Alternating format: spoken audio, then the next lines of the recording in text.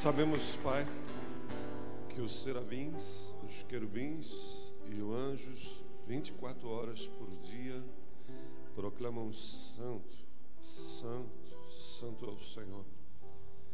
Mas agora nós queremos, como igreja, como os teus filhos, como o teu povo, não apenas com os nossos lábios, mas com a nossa vida, com tudo aquilo que somos, que temos e que possuímos, possamos exaltar a tua santidade, a tua soberania, a tua honra e o teu louvor.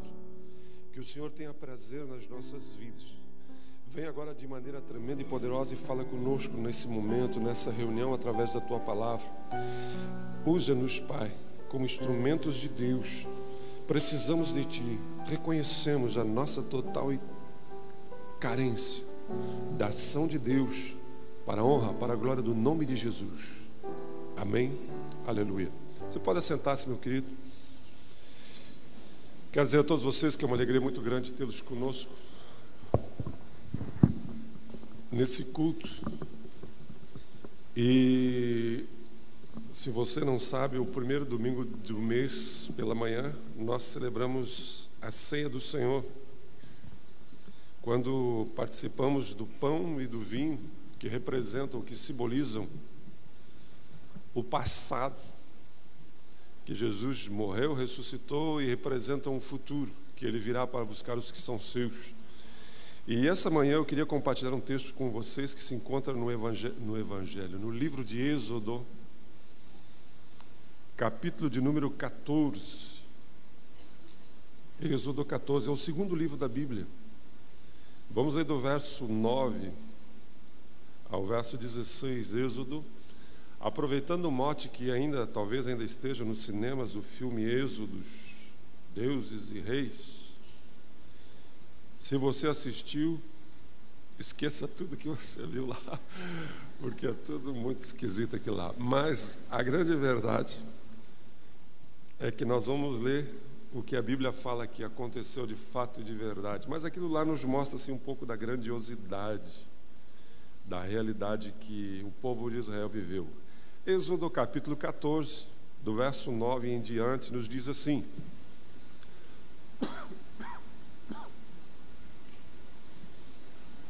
os egípcios, com todos os cavalos e carros de guerra do faraó, os cavaleiros e a infantaria, saíram em perseguição aos israelitas e os alcançaram quando estavam acampados à beira-mar, perto de Pi-Airote, de fronte de Baal-Zefon. Ao aproximar-se o faraó, os israelitas olharam e avistaram os egípcios que marchavam na direção deles. E aterrorizados clamaram ao Senhor. E disseram a Moisés: foi por falta de túmulos no Egito que você nos trouxe para morrermos no deserto? O que você fez nos tirando de lá? Já não tínhamos lhe dito no Egito: deixe-nos em paz, seremos escravos dos egípcios. Antes ser escravos dos egípcios do que morrer no deserto. Moisés respondeu ao povo: não tenham medo, fiquem firmes e vejam o livramento que o Senhor lhes trará hoje, porque vocês nunca mais verão os egípcios que hoje vêm. O Senhor lutará por vocês, então somente acalmem-se. Disse então o Senhor a Moisés: por que você está clamando a mim? Diga aos israelitas que sigam avante. Erga sua vara e estenda a mão sobre o mar, e as águas se dividirão para que os israelitas atravessem em terra seca. Amém. Desse relato, dessa história, desse acontecimento, nós podemos aprender algumas lições para a nossa vida cristã e para a nossa vida comunitária como igreja. A primeira coisa que nós precisamos perceber é que tanto a igreja como eu, individualmente, como cristão, você, temos um propósito a cumprir. Existe uma razão de ser. A grande questão é que muitos de nós, apesar de termos sido libertos da escravidão, do pecado, pelas razões mais variadas, pelos motivos mais variados, nunca chegamos à terra prometida no sentido de chegarmos aonde Deus quer que estejamos. A gente é salvo, mas não alcança o projeto, o princípio de Deus para as nossas vidas. Assim como muitos ou quase todos desse povo nunca chegou ao lugar que Deus havia estabelecido. Deus os tirou do Egito com o propósito de levá-los à terra prometida, mas a maioria morreu no deserto. Por quê? Porque eles não entenderam que existia um propósito de Deus para as suas vidas. Hoje muitas pessoas ainda vivem à margem, muitas pessoas estão na periferia, sentadas ao lado do projeto de Deus, da caminhada de Deus para as suas vidas. E eu digo a vocês que o meu maior preocupação, o meu maior receio, o meu maior inquietação como pastor, como homem de Deus e como cristão é que nós gastemos a nossa vida. Essa semana nós celebramos o aniversário de um irmão, 50 anos. E a gente conversando 50 anos e a gente se lembrou lá, porque ele é meu primo, o Alcindo, nos lembramos lá quando nós tínhamos 10 anos, se passaram 40 anos. E passou rapidinho. A minha maior preocupação é que a gente acaba gastando a nossa vida, deixando o nosso tempo se esvoir, toda a nossa energia, toda a nossa potencialidade, simplesmente resolvendo coisinhas fúteis, pequenas. E como igreja ainda pior. Como igreja, eu digo para vocês, se eu contasse para vocês, às vezes, as semanas que eu passo, as horas que eu passo, o tempo que eu perco, me perdoe a palavra dizendo perder, mas para resolver coisinhas de fofoca, de milindres, de murmuração, de tititi, de tatatá, nhanhanhá, e pessoas que não saem dessa vidinha a vida toda. Deus está dizendo a mim e a você que nós precisamos entender que a nossa caminhada como cristão, como igreja, tem que ter um propósito. Jesus está voltando, gente, e nós estamos aqui. Por isso eu gostaria que nessa manhã você fizesse uma reflexão e pensasse: eu tenho feito o que da minha vida com Deus?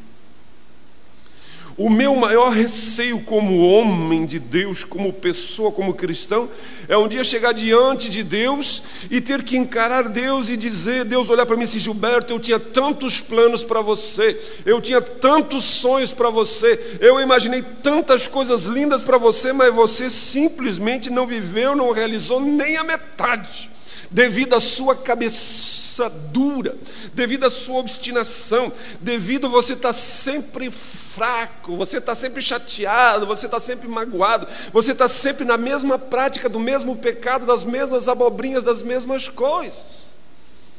Nós precisamos aprender a crescer como cristão e como igreja. E esse texto nos ilustra duas atitudes.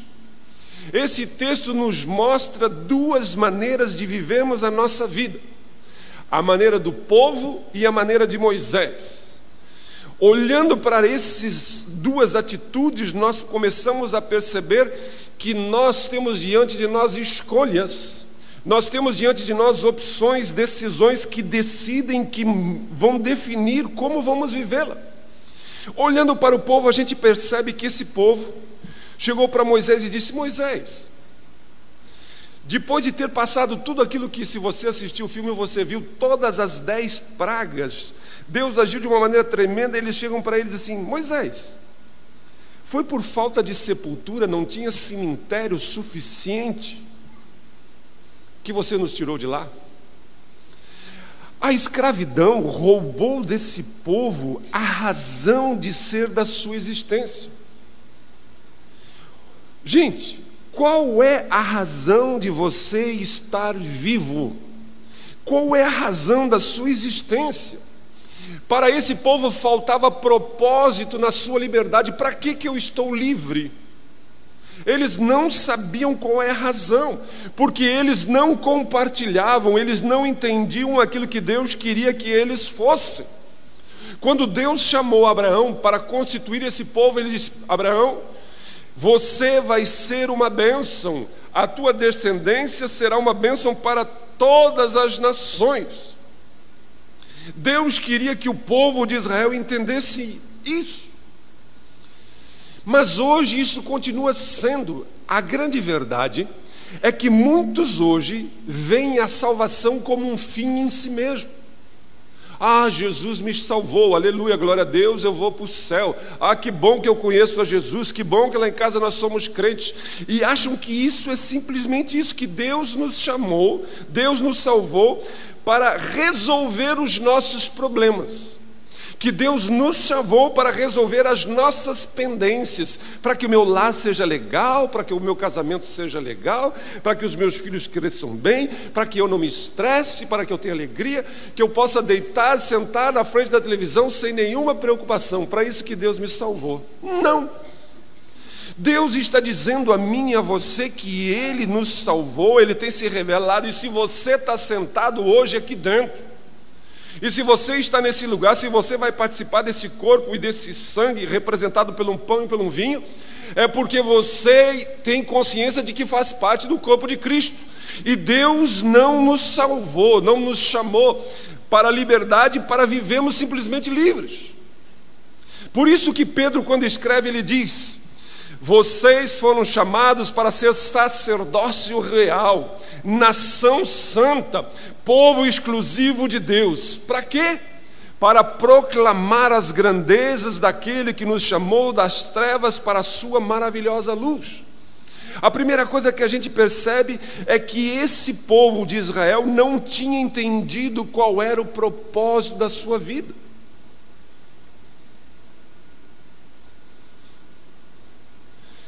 Quando a gente não entende o propósito da nossa vida, quando nós não entendemos o propósito de sermos igreja, nós corremos o risco de transformarmos a igreja, de transformarmos a nossa vida comunitária num lugar para a gente se servir. Hoje o self-service, hoje você ser cliente, você ser um consumidor, ou você ser um colaborador, hoje você não é nem mais empregado, você é um colaborador, faz com que as pessoas simplesmente vivam querendo receber que vantagem eu ganho com isso, o que eu levo dessa, e trazem isso para a igreja. O povo de Israel não abraçou o propósito de Deus na sua totalidade, eles não entenderam. E a gente percebe que diante das primeiras dificuldades que eles enfrentaram, eles começaram a se rebelar contra Deus e contra Moisés. E a gente percebe que a primeira coisa que eles fizeram foi exigir que Moisés satisfazesse as suas vontades, que Moisés satisfazesse aquilo que eles estavam precisando. Mais adiante você vai perceber eles dizendo assim: ai, que saudade das cebolas, ai, que saudade dos pepinos. E eles disseram: Moisés, tu nos tirou de lá, então dá um jeito de arranjar pepino para nós, dá um jeito de arranjar cebola para nós no meio do deserto, porque nós estamos loucos pelo um bife acebolado. E tu nos tirou de lá, lá nós éramos escravos, mas pelo menos nós comíamos bife acebolado, então hoje tu tem que fazer alguma coisa. Hoje as coisas continuam acontecendo muito parecidas. Existem muitos cristãos que passam a sua semana toda cuidando apenas dos seus interesses, vivendo única e exclusivamente para as suas vontades, para os seus desejos, para os seus prazeres, e eles entram na igreja no domingo, se sentam aí de braços cruzados e eles exigem, querem receber um bom serviço, que tudo esteja bem como eles gostariam que estivesse, que alguém cuide bem das suas crianças, que cuidem bem do seu carro, que tenha alguém sorridente na porta, porque eles querem que alguém os recebam como se eles fossem VIPs. O louvor precisa cantar as músicas que eles gostam, sejam do jeito, e a pregação precisa ser uma pregação que não me bote para baixo, mas que seja legal, que diga que Deus me ama, que tudo vai bem, porque eu vim aqui para receber. Enquanto que uma meia dúzia estão ali trabalhando e o resto da congregação só usufruindo. Gente, a igreja não pode se tornar um balcão de serviços, um lugar aonde você só vem para se receber. Não é esse o sentido. Era essa atitude daquele povo. Aquele povo não entendeu nada. E aquele povo, na primeira dificuldade, exigiam de Moisés. E como é fácil exigir, né, tia? Isso é tão verdade que eu digo para vocês que nós devemos orar. Mas às vezes as pessoas colocam um nome num papelzinho aí, entregam para nós, e nós vamos orar. Mas parece que quem tem a obrigação de orar, quem tem a obrigação de visitar no hospital, quem tem a obrigação de ir lá socorrer o fulano, Bertano, é o Moisés, é o pastor, é o fulano, é o Bertano. E eu estou aqui só para não escrever papel. Houve um tempo que nós tínhamos uma relação de pedidos de oração impressa, que as pessoas escreviam. Eu digo para vocês, nós até paramos com isso, porque, gente, eram pilhas e pilhas assim de papel. Mas daí nós marcávamos uma reunião de oração, como agora vai começar amanhã. Essas pessoas que toda semana faziam uma relação de 30, 40 pessoas, elas nunca vinham na reunião de oração para orar, porque elas queriam que alguém orasse por elas. Consumidores. Aqui está o povo de Israel não entendendo nada do propósito de Deus para as suas vidas. Deus nos chamou para a liberdade em Cristo Jesus, porque Ele tem um propósito para as nossas vidas. Nós não podemos ser pessoas que vivem apenas para termos as nossas necessidades supridas. Olhem o que eles dizem para Moisés. Eles disseram assim: Moisés, nós já tínhamos te dito isso, Moisés. Por que tu é cabeçudo, Moisés? Deixe-nos em paz. Essa palavra é muito forte. Eles disseram assim: nós já tínhamos te dito isso, Moisés. Larga do nosso pé, deixa-nos em paz. Nós preferimos ser escravos do que morrer no deserto. Gente, nós não podemos perder os princípios, nós não podemos perder os valores da fé, nós não podemos ser covardes. Gente, o que estão matando de cristão hoje, dia desses eu vi uma postagem, li umas matérias a respeito de crentes morrendo que nem bicho na Síria, no Iraque, em tantos lugares, o Boko Haram na África, matando crente adoidado. E se eles negarem a sua fé, aceitarem o islamismo, eles não são mortos. Mas a gente percebe que eles não fazem isso, porque eles são mortos. Mataram 2.000 aí agora esses dias, assim, rapidinho. Por quê? Porque essas pessoas têm diante de si um princípio, eles não abrem mão disso. Eles têm uma convicção. Mas muitas vezes nós estamos como esse povo de Israel. Agora que eles saíram do Egito, estão ali, eles dizem: pá, eu estou aqui por causa de você. Eles agora transferem para Moisés a responsabilidade de um compromisso. Eles transferem para Moisés, eles não assumem uma postura. Eles são covardes. Em outras palavras, o povo está dizendo assim: eu prefiro servir aos egípcios, mas ter algumas regalias. Eu prefiro servir aos egípcios e não abrir o conforto, não abrir mão do conforto. Gente, hoje ninguém mais quer defender uma causa.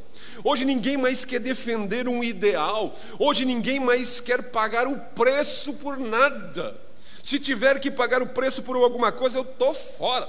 Hoje você percebe as pessoas andando no shopping para cima e para baixo, vestindo roupas de grife, bem arrumadinhos, certinhos, felizes da vida, mas eles não têm nenhum ideal na sua vida, nenhuma causa na sua vida pelas quais eles se enganjam, aonde eles estejam dispostos a defender. São Marias vão com as outras, são frouxos, até numa festinha de aniversário da família. Se eles forem numa festinha de aniversário da família e lá todo mundo bebe, eles bebem igual. Se todo mundo solta, eles vão soltar também, que se lixe. Ninguém mais quer defender causa nenhuma, ninguém mais quer ser ético, ninguém mais quer ser correto, íntegro, ninguém mais quer ter palavra, ninguém mais quer ter honra, ninguém mais defende coisa nenhuma. Não são cristãos de verdade, eles querem estar confortáveis e chegam a dizer assim: não, a gente não se posiciona, né, para não ser antiquado, para as pessoas não pegarem no pé da gente. Se tiver que pegar no seu pé por causa das suas convicções, vão pegar no seu pé, tia. Porque se você tem princípios, você tem que defendê-los. Já contei aqui que há uns anos atrás, quando o Peru passava por uma situação de guerrilha, existia um grupo no Peru chamado Sendero Luminoso, e eles queriam implantar o regime marxista no Peru. E certa feita, numa capela no interior, em uma igreja pentecostal, na hora do culto foi invadido por um grupo armado do Sendero Luminoso. E o comandante daquele grupo disse assim: ó, se você não quiser morrer pela sua fé, quer negar Jesus, vai embora. Sai para a rua aí, porque quem não negar Jesus, nós vamos passar bala. Metade da igreja correu para fora, ficou o pastor e mais meia dúzia de gato pingado dentro da igreja. E quando a maioria dos crentes correram para fora, os que estavam dentro ouviram aqueles tiros de metralhadora. Blá, blá, blá, blá, blá. O comandante olhou para o pastor e disse assim: eu tenho profundo respeito por pessoas que amam aquilo que defendem. Pastor, agora o senhor está com uma igreja de verdade. Aqueles que foram embora não mereciam estar com o senhor aqui. Eles mataram todos que foram para a rua, ficou só os que estavam dentro.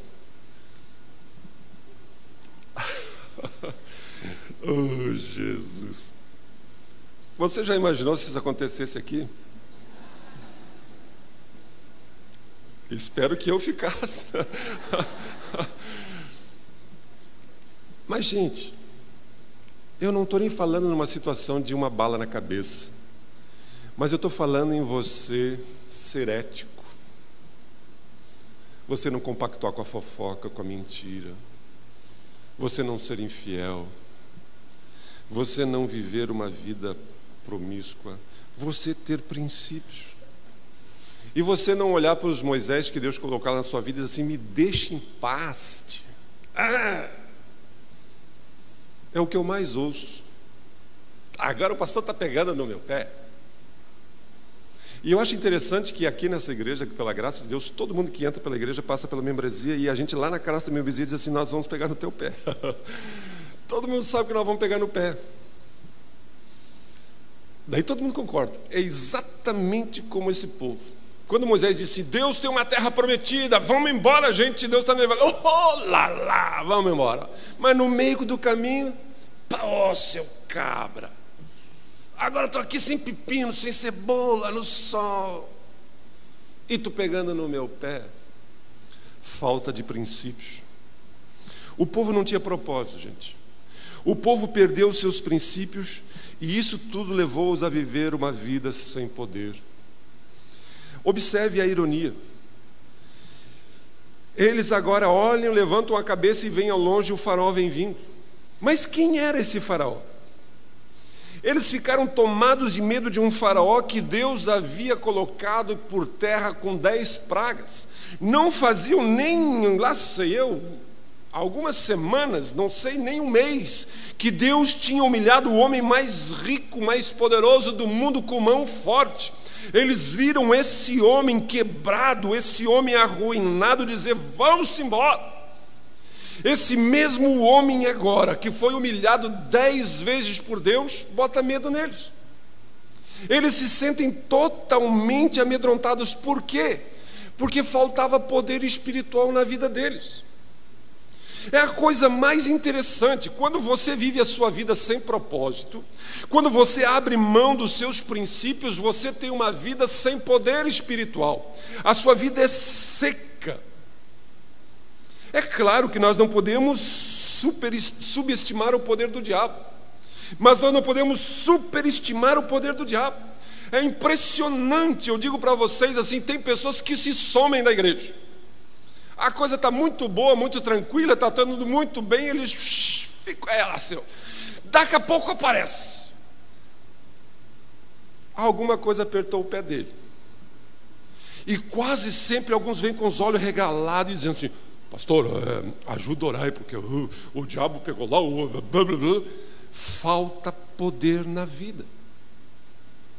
Por quê? Porque não tem propósito, não tem princípios, vive uma vida solta, e por isso não existe poder.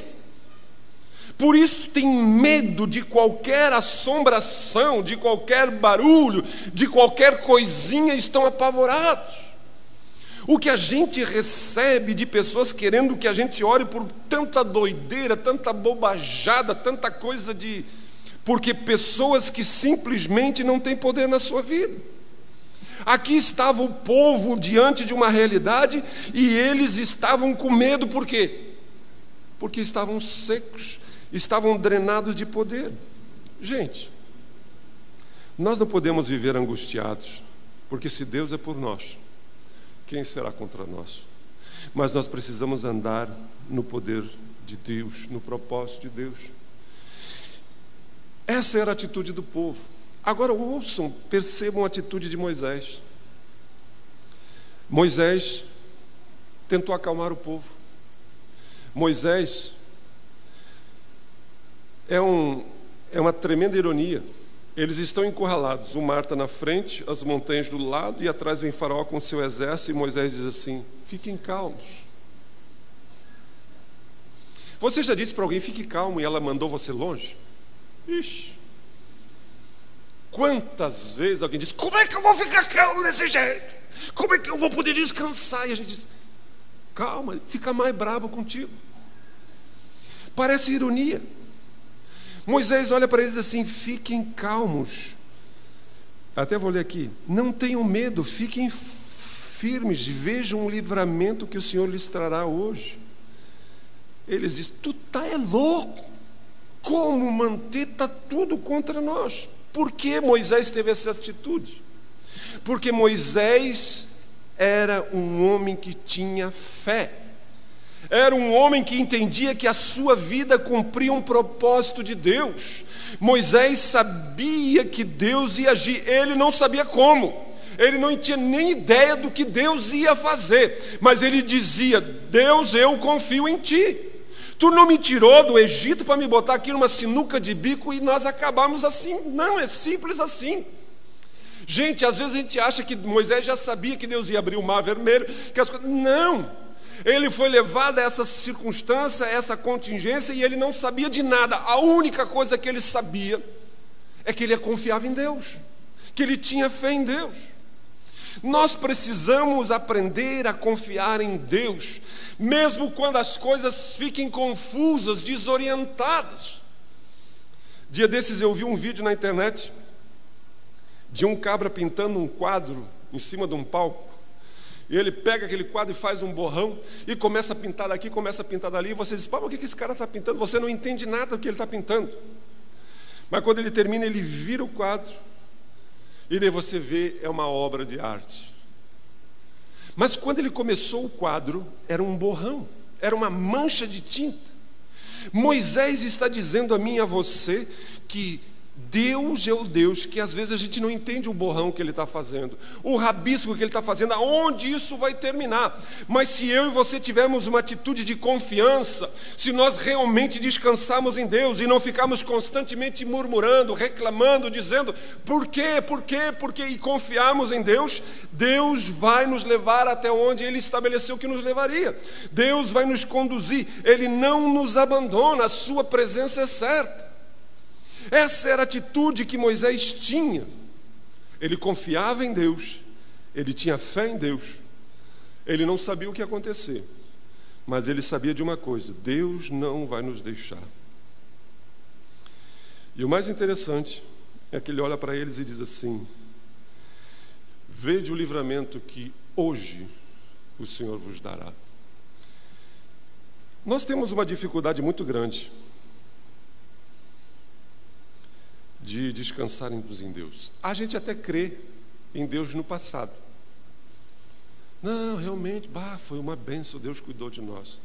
Nós temos uma facilidade de projetar para o futuro. Não, Deus vai cuidar de nós. Mas no hoje, a nossa dificuldade é crer em Deus no presente, no aqui e agora. Isso é tão verdade que muitas vezes nós estamos no culto aí como você está, sentado ouvindo uma palavra como essa, mas você não está acreditando que Deus pode intervir na sua situação, na sua vida, no seu problema. Você até pode dizer, não, quando eu me converti Deus fez isso, quando minha mãe era assim fez aquilo, mas hoje não. Talvez amanhã, talvez semana que vem, nós temos dificuldade de crer. Moisés tinha uma atitude de ele cria a nação de Deus hoje. Nós precisamos, como igreja, como cristãos, confiarmos em Deus, descansarmos em Deus. Cremos que Deus não é um Deus do passado, nem um Deus do futuro, é um Deus do presente. E a gente percebe que Moisés começou a orar a Deus, e a Bíblia diz que Deus interrompeu. É interessante Deus interromper uma oração. Deus disse, Moisés, para agora. Chega. Moisés, agora não é hora de orar. Agora, Moisés, é hora de marchar. Existe tempo para orar. Existe tempo de buscar a Deus. Mas existe uma hora de marchar.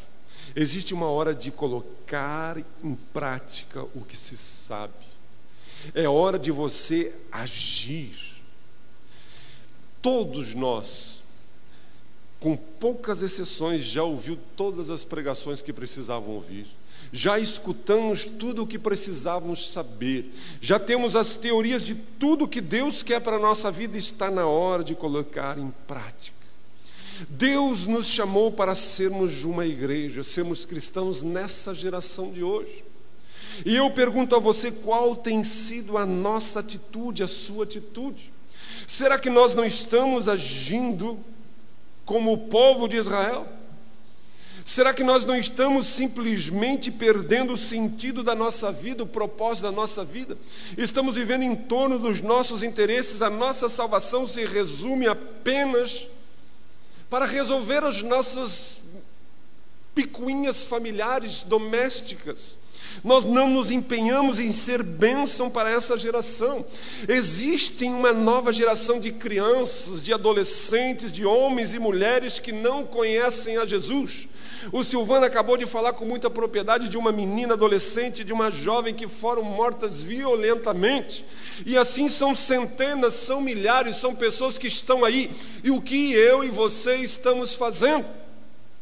Nós estamos reclamando que não tem pepino e não tem cebola. Nós estamos reclamando que o culto não está tão bom, que essa igreja não tem tanto poder assim, que as coisas não estão indo tão legal assim. Gente, me perdoe eu desabafar, mas me torra a paciência ouvir algumas pessoas falarem abobrinhas.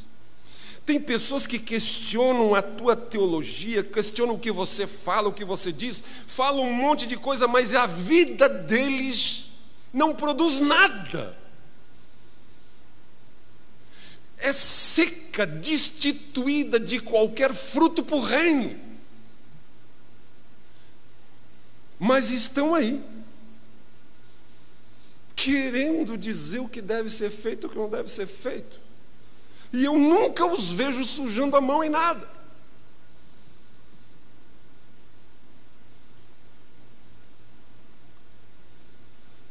Chega a ser tão irônico que às vezes você ouve tanta coisa que você diz, meu Deus, agora inventaram de fazer esse negócio aí, mas devia ser assim, isso quer. Isso devia ser sempre assim. Mas quando tem, ele não faz. Quando ele tem, ele não se envolve. Nós gostaríamos de ter iniciado uma reforma aqui na igreja. Nós precisamos mudar algumas coisas aí. Mas a gente fez um levantamento e a gente sabe que no mês de fevereiro as entradas da igreja caem em média 40%. Então a gente, durante todo o ano, a gente economiza financeiramente falando para poder passar janeiro e fevereiro mantendo as nossas atribuições, responsabilidades, porque as coisas só voltam ao normal março, abril. A gente vai dizer, isso faz parte da natureza. É legal, pá. Mas o que isso representa?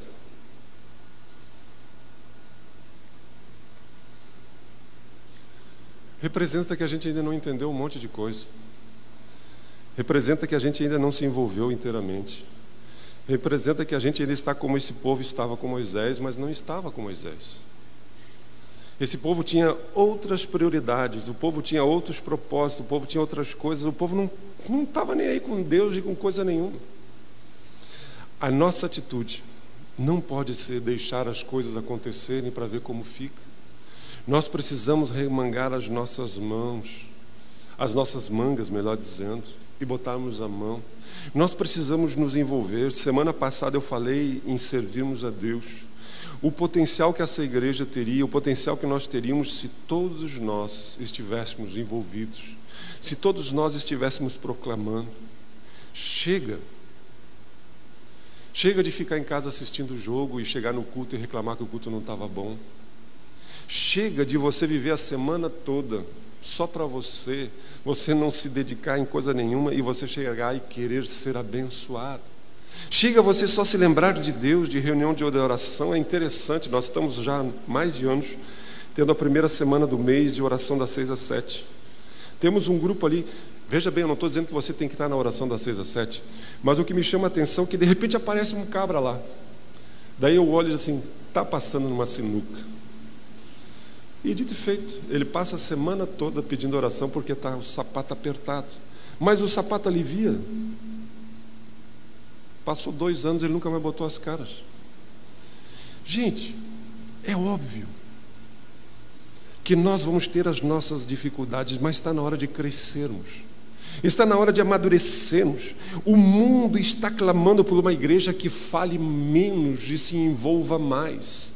Uma igreja que não esteja tão voltada para si, para as suas vontades, para as suas mazelas, por se sentir-se bem, mas que se doe, que seja alguém que sirva, que seja alguém que ministre. A obra de Deus é algo tremendo, grandioso, maravilhoso, e Deus quer que eu e você entendamos que isso é árduo, passa por uma dose de sacrifício, que nós precisamos aprender.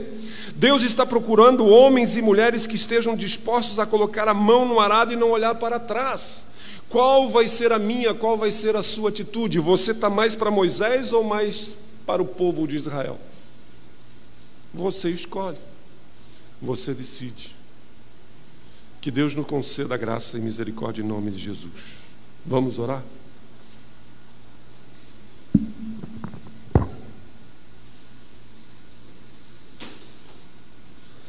Deus, nós te damos graça, porque um dia o Espírito Santo de Deus nos alcançou. Te damos graça, Jesus, porque Tu tens nos chamado para uma liberdade em Cristo Jesus, para vivermos os propósitos de Deus. E aqui estamos nós diante de Ti e dizemos do fundo do nosso coração, nós não queremos ter a mesma atitude que esse povo de Israel teve, mas nós reconhecemos que temos dificuldades de fugir dessa tendência. Às vezes olhamos para Moisés e achamos que pessoas como Moisés são raras, são muito difíceis, mas Moisés era um homem como eu, como nós. Moisés teve as suas dificuldades, as suas limitações, mas ele decidiu.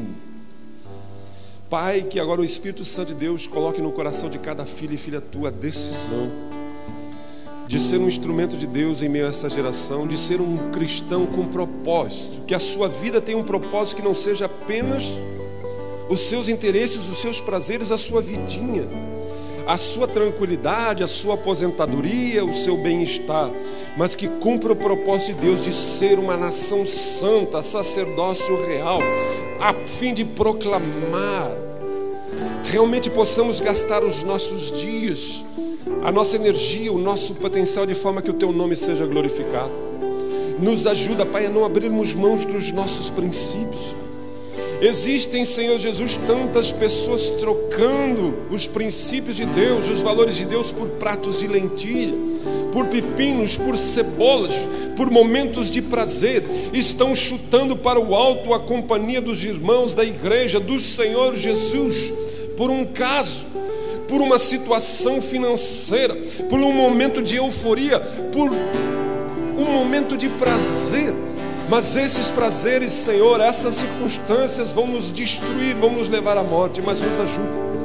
Mas acima de tudo, Pai, nós queremos ter no coração a disposição de sermos homens e mulheres cheios do poder de Deus, do poder de Deus para vivermos em meio a esse mundo, para desafiarmos todas as forças contrárias, para em nome de Jesus crermos na ação de Deus agora.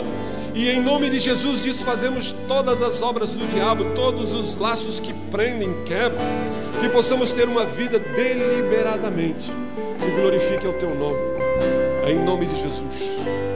Vamos ficar de pé, os diáconos podem passar.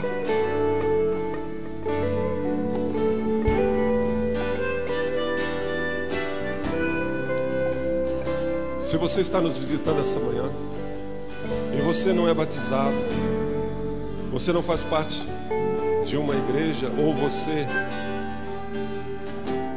você entendemos que o pão e o vinho é para aqueles que já entregaram sua vida a Jesus, foram batizados nas águas como Jesus. Então, se você está nessa condição, mas mesmo que você não seja membro da Filadélfia, fique à vontade, examine-se a si mesmo. Cada um de nós vai receber um cálice e um pão e vai segurar na mão para participarmos todos juntos. Nesse momento nós vamos orar, porque esse pão e esse vinho representam Jesus Cristo, morto, ressurreto, e que Ele disse um dia: eu anelo estar com vocês.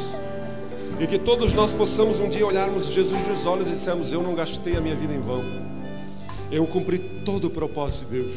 Como Paulo dizia: eu guardei a minha fé, completei a carreira, e agora só me resta receber a coroa da recompensa que Deus nos dará. Pai, eis aqui diante de Ti esse pão, eis aqui diante de Ti, Pai, esse vinho que representam, que simbolizam.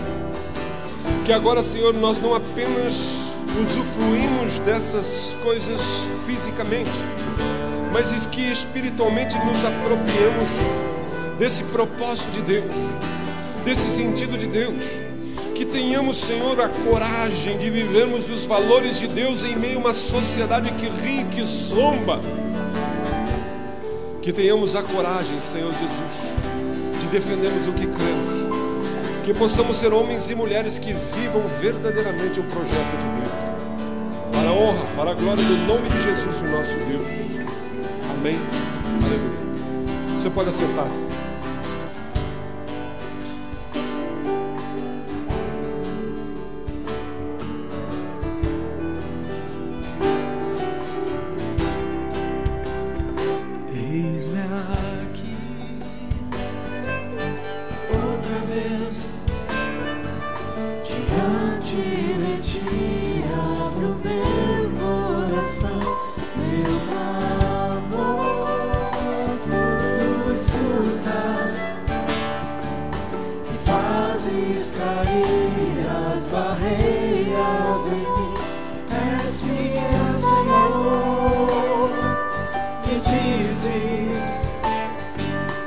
Palavras de amor e esperança sem fim, ao sentir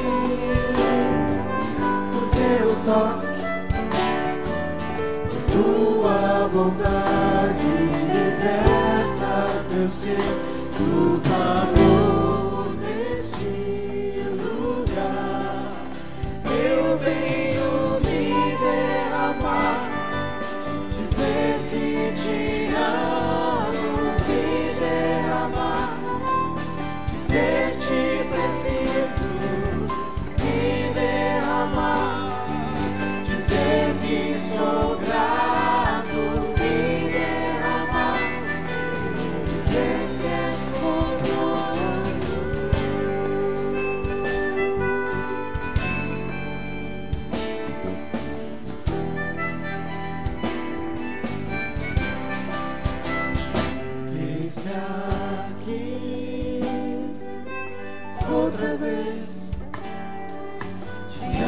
Somente de ti abro meu coração, meu clamor.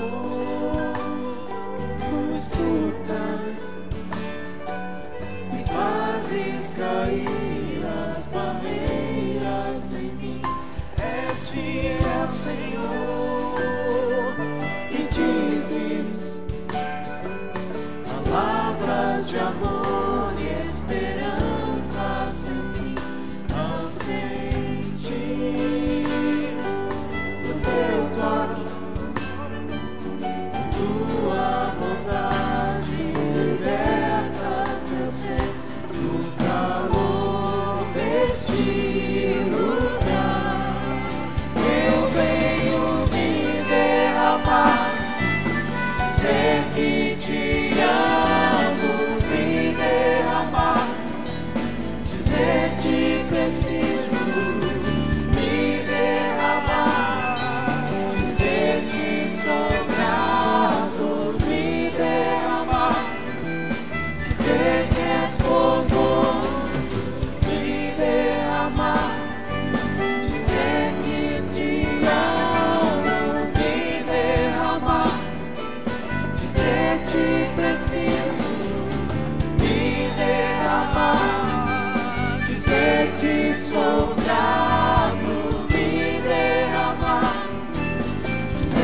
que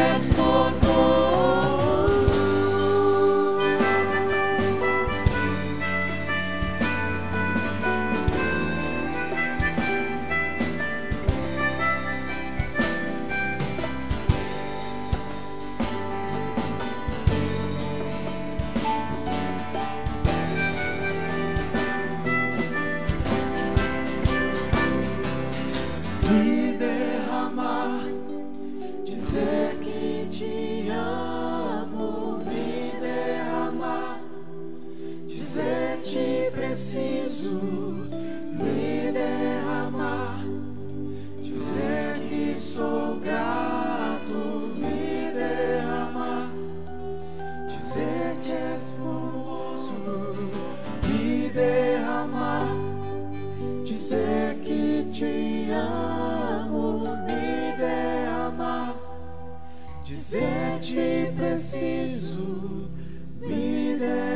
me derramar, dizer que sou grato, me derramar, dizer que és formoso, me derramar, dizer que te amo, me derramar, dizer que preciso, me derramar, dizer que sou grato, me derramar, dizer que és formoso, me derramar, dizer que te amo, me derramar, dizer que preciso, me derramar, dizer que sou grato, me derramar, dizer que és formoso.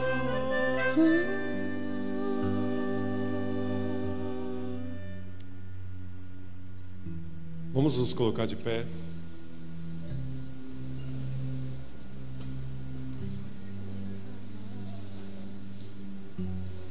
Você tem na sua mão um pão.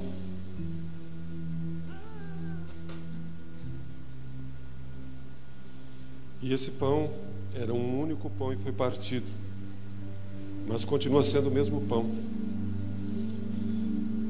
E esse pão representa que você faz parte do corpo de Cristo, que você está ligado a Ele. Que eu e você possamos deliberadamente não sermos como o povo de Israel, que na hora do aperto não queria assumir o compromisso de ser parte do povo de Deus, mas que assim como esse pão vai fazer parte de nós, os seus nutrientes vai correr as nossas correntes sanguíneas, vão circular na nossa corrente sanguínea, que nós estejamos totalmente envolvidos no propósito, na disposição de sermos inteiramente do Senhor. E o Senhor Jesus Cristo, na noite que foi traído, tomou um pão, partiu e disse: esse é o meu corpo que é partido por vós. Comei todas as vezes que vos reunirdes em memória de mim. Comamos do pão.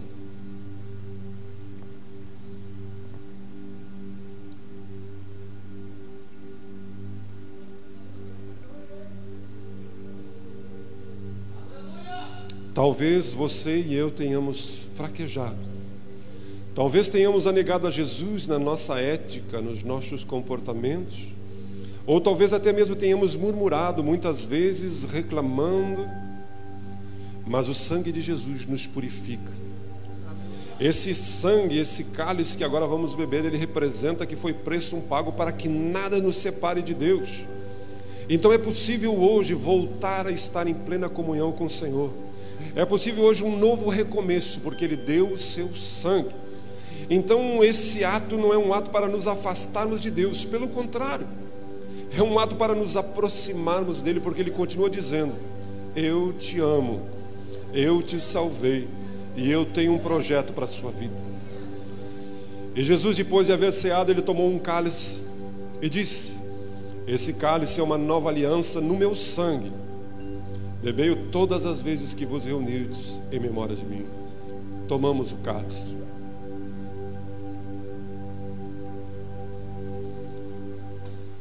Pai, muito obrigado pela bondade e a misericórdia do Senhor, que se renovam mais um mês.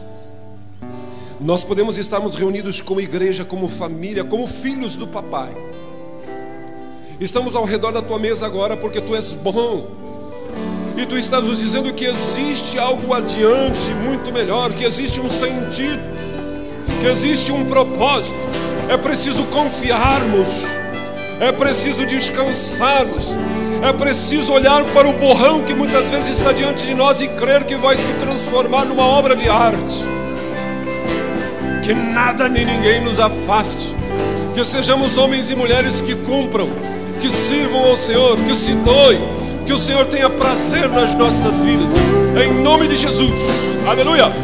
Me derramar, dizer que te amo, me derramar, dizer que preciso, me derramar, dizer que sou grato, me derramar, dizer que és bondoso.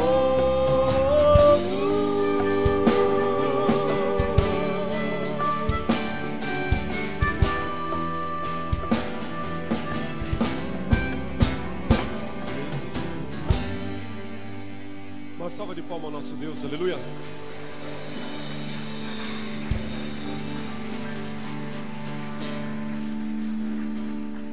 Você pode assentar-se, por gentileza. O pastor Joel está passando aqui, vai dar um anúncio para vocês. E como já tem dito, hoje amanhã pela manhã começamos a nossa reunião de oração das 6 às 7. Deus quer fazer grandes coisas conosco nesse ano. Então vai orando a Deus, vai dizendo: Deus, o que queres de mim? Seja um instrumento de Deus em todas as áreas da sua vida. No próximo mês vamos deixar o pessoal que está na praia voltar, todo mundo voltar, e nós vamos estar compartilhando com vocês aquilo que Deus tem colocado no nosso coração como igreja, em nome de Jesus. Amém, igreja, bom dia. Deus tem abençoado a igreja, a vida da igreja, a tua vida.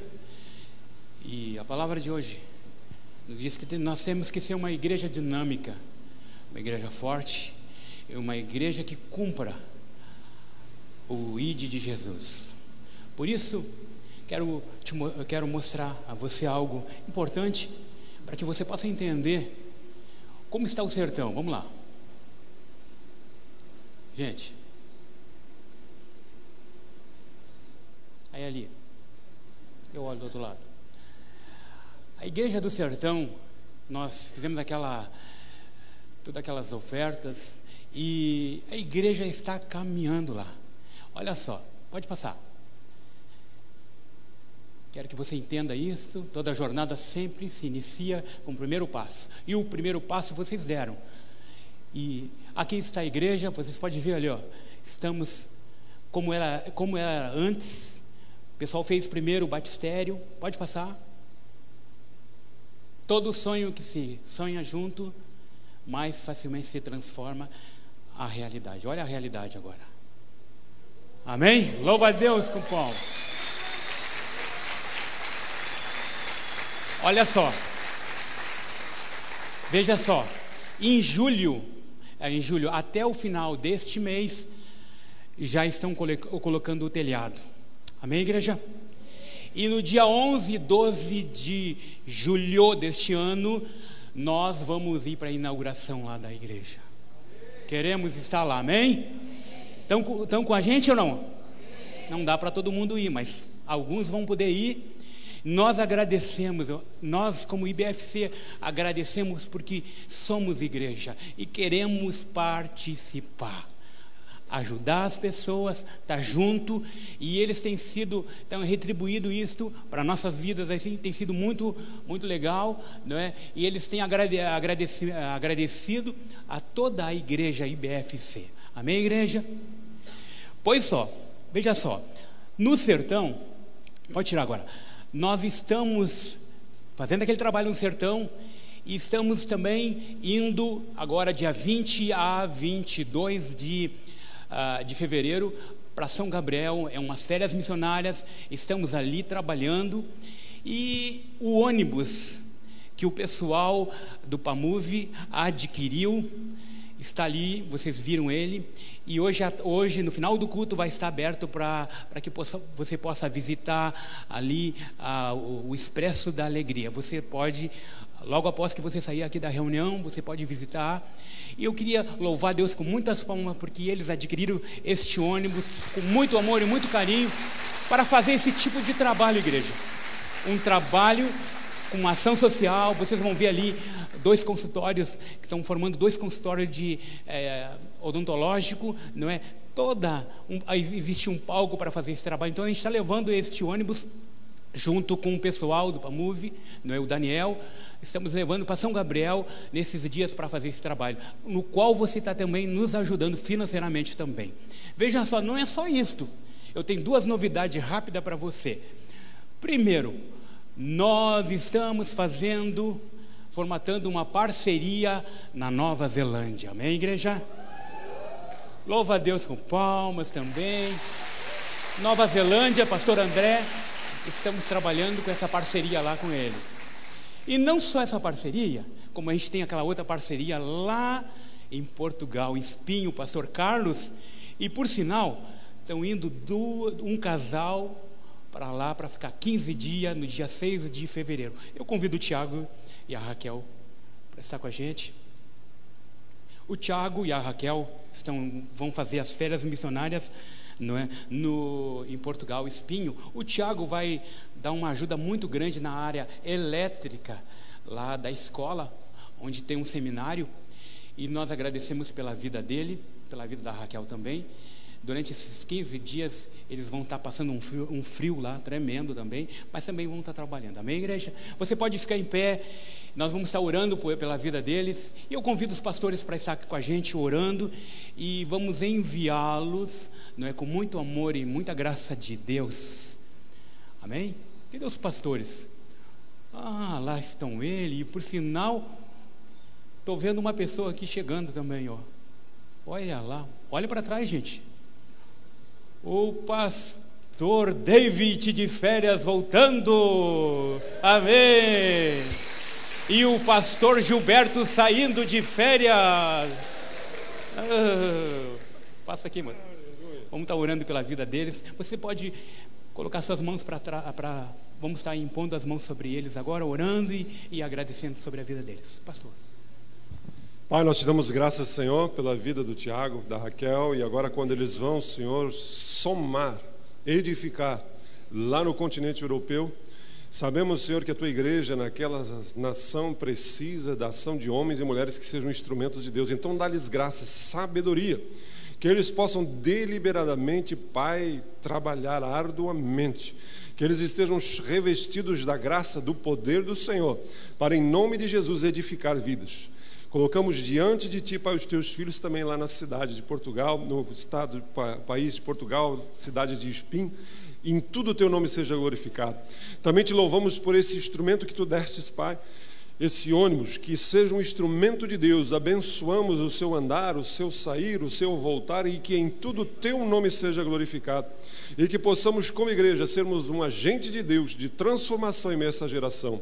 Abençoa a nossa reunião logo mais à noite, e que em tudo Teu nome seja glorificado.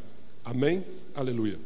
Deus abençoe, um bom dia a todos. À noite estamos reunidos E quando vem a tempestade, você tem aí no seu informativo, é o que vamos estar compartilhando hoje à noite. Deus abençoe a todos.